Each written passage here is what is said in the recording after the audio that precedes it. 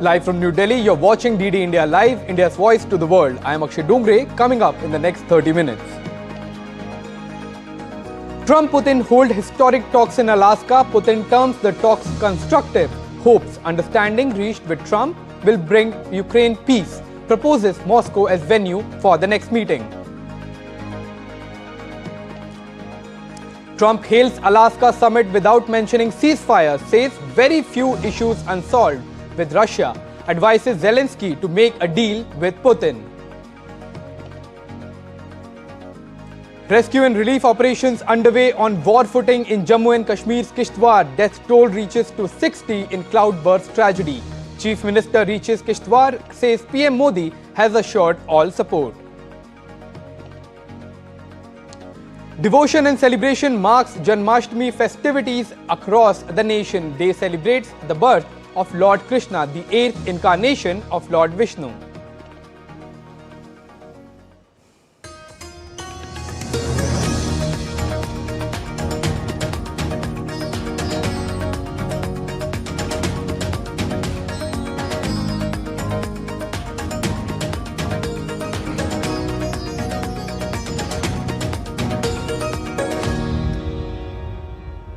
A rare meeting, a charged atmosphere and world's eyes fixed on Anchorage, Alaska. For the first time in years, US President Donald Trump and Russian President Vladimir Putin sat down for nearly 3 hours seeking to end Europe's deadliest conflict in generations. Here's more in this report.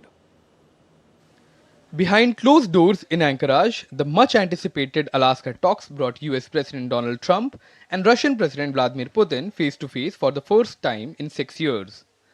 Nearly 3 hours of high-stakes diplomacy unfolded, aimed squarely at ending the Russia-Ukraine conflict. Both leaders hailed the summit as constructive and very productive. Our negotiations took place in a constructive and mutually respectful atmosphere. They were very thorough and fruitful. I believe we had a very productive meeting. There were many points that we agreed on, most of them, I would say, a couple of big ones that we haven't quite gotten there, but we've made some headway. Russia's Putin, stepping onto US soil for the first time in a decade, expressed hope that the agreements reached could serve as a launchpad towards peace, urging Ukraine and its European allies not to create obstacles to reconciliation. I would like to hope that the understanding we have reached will allow to get closer to that goal and pave the way for peace in Ukraine. We expect that Kyiv and European capitals will perceive all this in a constructive manner and will not create any obstacles, will not make attempts to disrupt the emerging progress through provocation or behind-the-scenes intrigues. President Trump echoed the tone of cautious optimism, praising wide areas of agreement with Moscow. Yet, he admitted that no final deal had been struck to end the conflict, describing the talks as productive but unfinished. But we had an extremely productive meeting and many points were agreed to. There are just a very few that are left. Some are not that significant. One is probably the most significant. But we have a very good chance of getting there. We didn't get there, but we have a very good chance of getting there.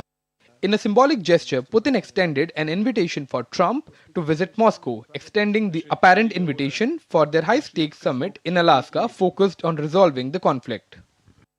Again, Mr. President, I'd like to thank you very much, and we'll speak to you very soon and probably see you again very soon. Thank you very much, Vladimir. Next time in Moscow. Oh, that's an interesting one. I don't know. I'll get a little heat on that one, but I could see it possibly happening. Thank you very much, Vladimir. And thank you all. Thank you. A handshake in Alaska may have opened a narrow window to peace, but with no ceasefire in sight, the stakes remain dangerously high. For now, the world waits for words to turn into action. Bureau Report, DD India. Later, the US President, in an interview to Fox News, said now the onus to end the Ukraine war was on Ukraine's President Volodymyr Zelenskyy and to build on the Alaska summit between the US and Russian leaders and secure a deal to end this wide conflict that has been going on for several years now. And we agreed on a lot of points. I mean, a lot of points we're agreed on. But there's not that much. There's, one or two pretty significant items, but I think they can be reached. Now it's really up to President Zelenskyy to get it done. And I would also say the European nations, they have to get involved a little bit. Meanwhile, White House said that Trump is holding talks with NATO leaders after a lengthy call with Ukrainian President Zelenskyy.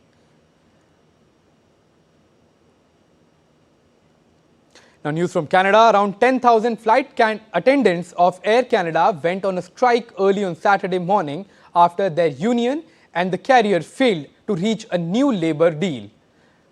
A complete shutdown will impact about 130,000 people a day, and some 25,000 Canadians a day may be stranded abroad. Air Canada operates around 700 flights per day.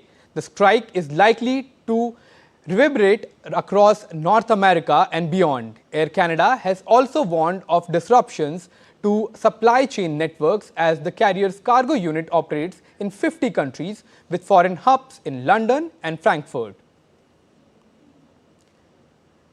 Air Canada and the Canadian Union of Public Employees have been in contract talks for about 8 months, but they have yet to reach a tentative deal. Both sides say that they remain far apart on the issue of pay and unpaid work flight attendants do when planes aren't in the air. The airline's latest offer includes a 38% increase in total compensation, including benefits and pensions, over 4 years, that it said would have made our flight attendants the best compensated in Canada. But the union pushed back, saying the proposed 8% raise in the first year didn't go far enough because of inflation. Now, news from Algeria. At least 18 people were killed and more than 20 injured in the Algerian capital on Friday when a bus plunged from a bridge into a river. The accident happened in late afternoon in East Algiers, and 2 of the injured were in critical condition. Cause of the death has not yet been determined. Search and rescue operations for survivors continued into the night. President of the country expressed condolences to the victims' families and called for patience for relatives and a speedy recovery for the injured. Now, weather updates from across the globe. Residents of Portuguese village of Prova carried buckets and buckets of water to try to stop wildfire from reaching their homes. Thousands of firefighters were battling 5 large blazes in central and northern parts of the country. Portugal has activated the European Union mechanism for assistance and requested 4 Canada airplanes. Authorities continue to monitor the situation closely as scorching temperatures and dry winds fuel the spread of the fires. Heavy clouds of smoke covered roads, towns and landscapes in Spain's northern region as the country battled 14 major fires driven by high winds and aggravated by heat. Wildfires have burned more than 157,000 hectares in Spain so far this year, almost double the annual average. While the high temperatures and dry conditions are fueling numerous wildfires across southern Europe, Nigeria in West Africa is facing severe floods. Torrential rain sparked intense floods and damaged hundreds of homes in the northeast Nigerian town of Poteksum. Weather authorities in the West African nation had warned just last week that parts of 21 of the country's 36 states were under a flood warning due to the seasonal rains. More than 200 houses were damaged, while a local civil servant estimated 500 houses were severely hit following the overnight rains.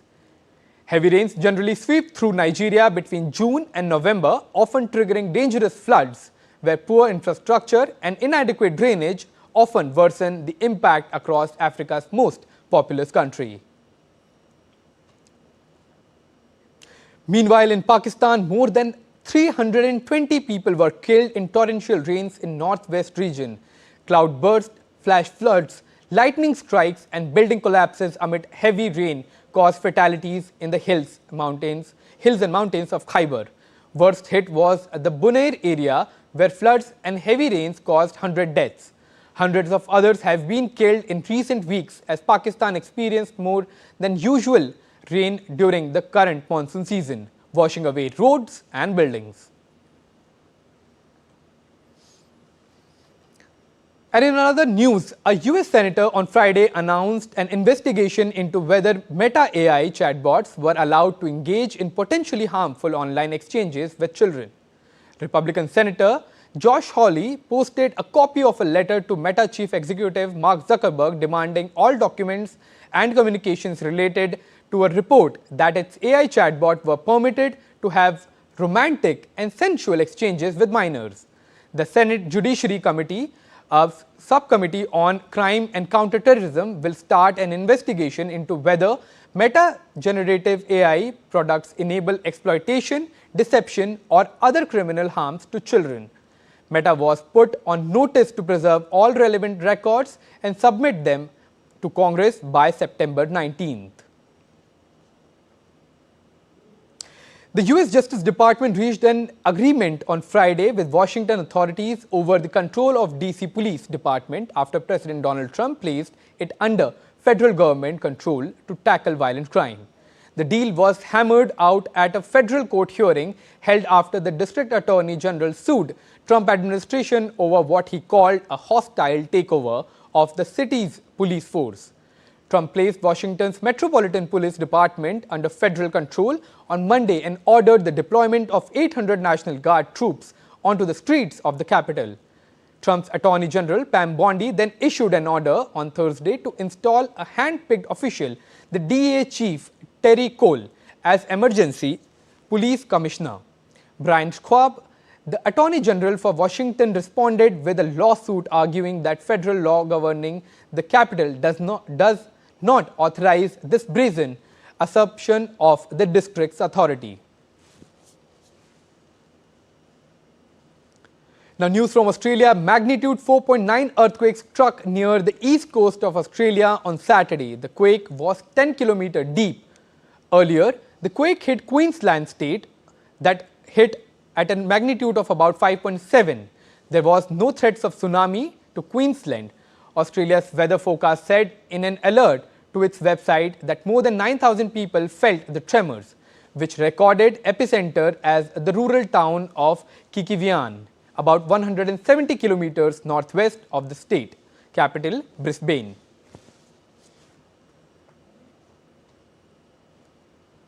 Time for a quick break, but still to come on this edition of DD India Live. Indian External Affairs Minister holds talk with South Korean counterpart on issues of mutual interest. India pays homage to Atal Bihari Vajpayee on his death anniversary. Indian tricolor raised atop Seattle Space Needle to mark 79th Independence Day celebrations.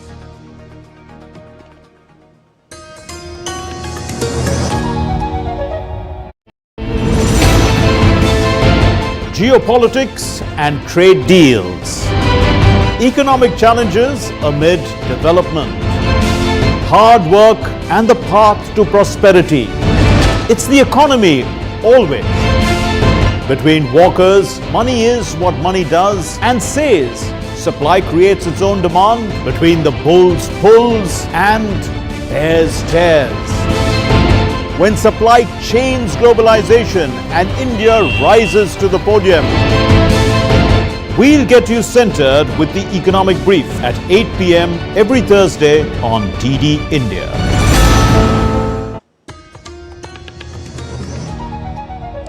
Welcome back. You're watching DD India Live. I'm Akshay Dongre. Now, news from India's northern Union Territory of Jammu and Kashmir.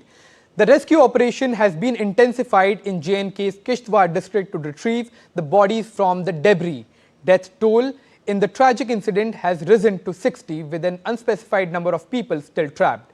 Jammu and Kashmir Chief Minister Umar Abdullah visits incident spot and met victims of flash flood. Prime Minister Narendra Modi spoke with Abdullah, the Jammu Kashmir Chief Minister, as well as the Lieutenant Governor of the Union Territory Manoj Sinha on Friday and assured them of all the help that was possible. Disaster struck Chisoti, the last motorable village on the way to the Machli Mata temple on Thursday, leaving a trail of death and destruction. In addition, 167 people have been rescued in an injured condition, while 69 others were reported missing by their relatives. Jammu and Kashmir Chief Minister Omar Abdullah is currently visiting the disaster-stricken Chasoti village in Kishtwar district. His visit aims to assess the extensive damage caused by the devastating cloudburst. The Jammu and Kashmir Chief Minister will revive the ongoing rescue operations and evaluate additional support needed to aid the affected community. Meanwhile, Mumbai, the financial capital of India, is witnessing an intense rainfall on Saturday, prompting the Indian Meteorological Department to issue an orange alert for the city. Several areas have reported waterlogging and reduced visibility, causing disruptions to daily life and traffic. Authorities have urged residents to avoid non-essential travel and exercise caution while stepping out. The Mumbai police has been put on high alert to manage the situation and assist residents. Mumbai police is fully alert and ready to help Mumbaikars. Officials continue to monitor the situation closely, and further updates are expected as the weather conditions evolve. And India remembers former Prime Minister Atal Bihari Vajpayee ji on his death anniversary today. President Draupadi Murmu and Prime Minister Narendra Modi led the nation in paying tributes to former Prime Minister Atal Bihari Vajpayee on his death anniversary at the Sadaiv Atal Memorial in the national capital.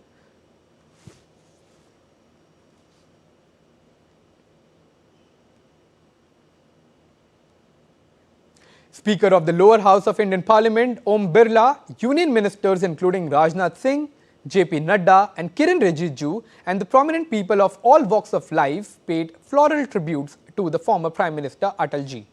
Atal Bihari Vajpayee was one of the most prominent political figures of the country and founding member of the Bharatiya Janata Party that has now evolved to become the largest party in the world. Atal ji served as the Prime Minister 3 times, briefly in 1996 and then for 2 terms between 1998 and 2004. In 2014, the Government of India declared Vajpayee's birthday, December 25, as the Good Governance Day. In 2015, he received the highest civilian honour, Bharat Ratna, from the then President of India, Pranab Mukherjee. Atal ji took his last breath on August 16, 2018 in New Delhi after a prolonged illness.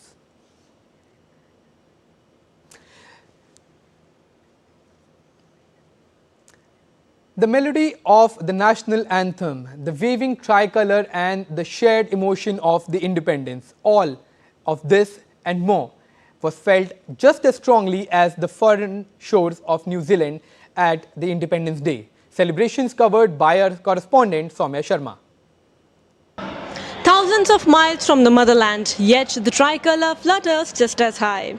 Today Wellington wears its heart in saffron, white and green. Let's take a look at the 79th Independence Day celebrations here at the Indian High Commission in New Zealand.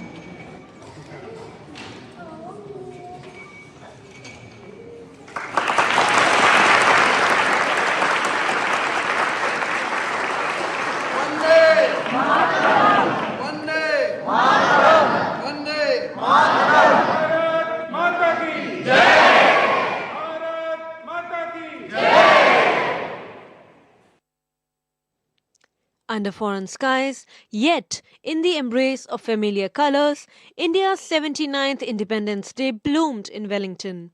A celebration marked by nationalistic fervour and vibrant cultural performances that left everyone mesmerised.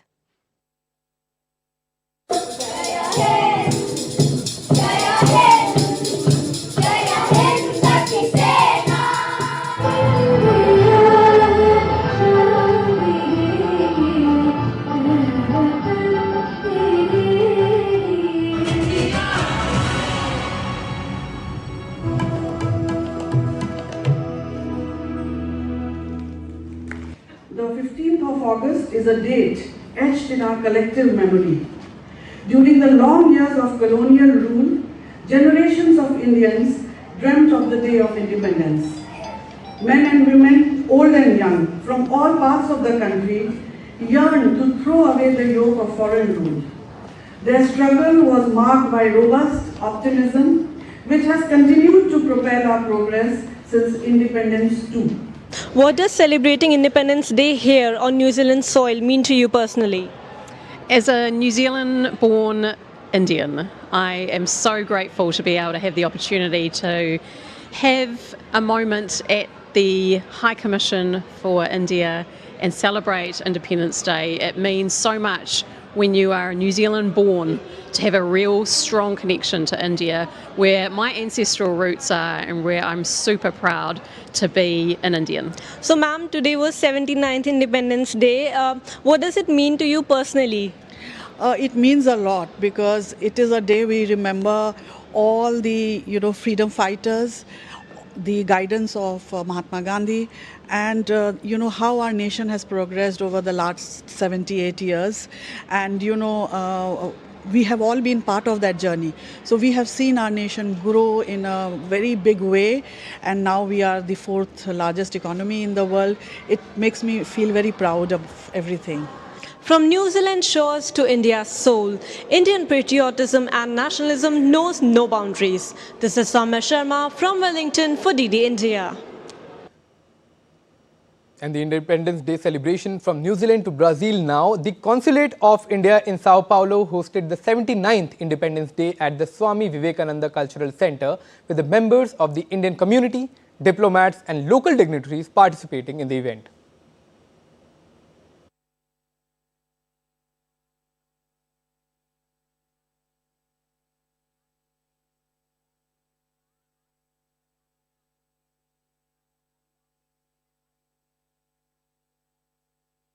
Happy Independence Day. The celebrations were really great. Sao Paulo hosts the largest Indian community in Brazil. So participation from the community was very good.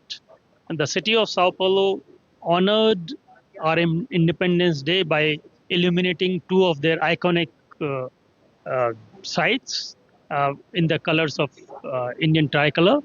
The cultural performances were there both by the Brazilian friends and the Indian community.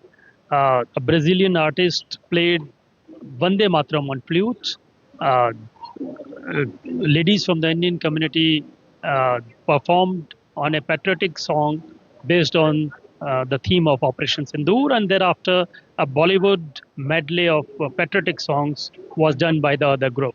So it was a short and crisp program which was really enjoyed by all those who attended the celebrations. Even though we live far away from our home country, attending such events makes us miss India a little lesser, because the environment in India, of course, it is pretty different from here. But since due to the consulate, we have the opportunity to even feel more closer to India, even when we are afar from our home nation. So it gives us really great pride to attend such events, and which brings us closer to our roots. And today we had the privilege to perform on this special day, and we're grateful for this opportunity. It is great opportunity because of consulate. We got the chance for every functions, Independence Day. It is continue for our culture. That is our blessings, and we are happy to join everything. I am here for the last 51 years, okay, and I am very happy here. And it is also my privilege to every year to attend Independence Day of India. It is the way we Indians connect in Brazil. And in Canada, the Indian Consulate in Toronto marked the 79th Independence Day of India with a flag hoisting ceremony. Community members, dignitaries and Indian Army veterans came together to celebrate the occasion with patriotic songs, dances and speeches. Our reporter Tarun Paul was at the event and brings you this report. Bharat प्यारा देश हमारा सबसे सुंदर है, सब देशों से बढ़कर देश है, अपना देश है, प्यारा देश, प्यारा देश. Freedom is never dear at any price. It's the breath of life. Today we are standing at Consul General of India Toronto's Independence Day celebration. where community has gathered. People are talking about the Independence Day, their celebrations when they were in India, when they were in Canada. Let's talk with them and know more about it.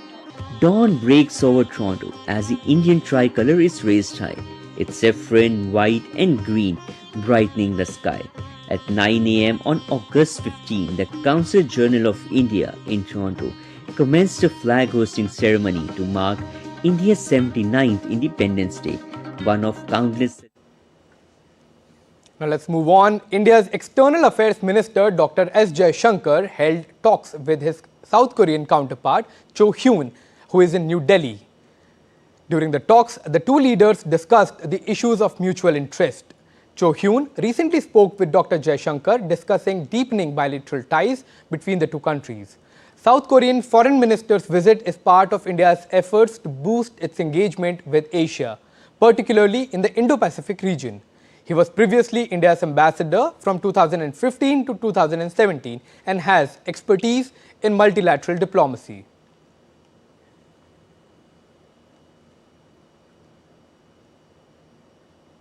And in a momentous celebration of India's 79th Independence Day, the Indian national flag was raised atop Seattle's iconic Space Needle for the first time ever. The Consul General of India in Seattle, along with Bruce Harrell, Mayor of Seattle, and other dignitaries were present to witness the historic site built in 1962 for the World Fair. The Space Needle stands as a symbol of Seattle's skyline and epitomizes the tech-driven future of the US Pacific Northwest region. The event also featured vibrant cultural performances featuring national anthem, cultural dance showcasing rich diversity of Indian art form.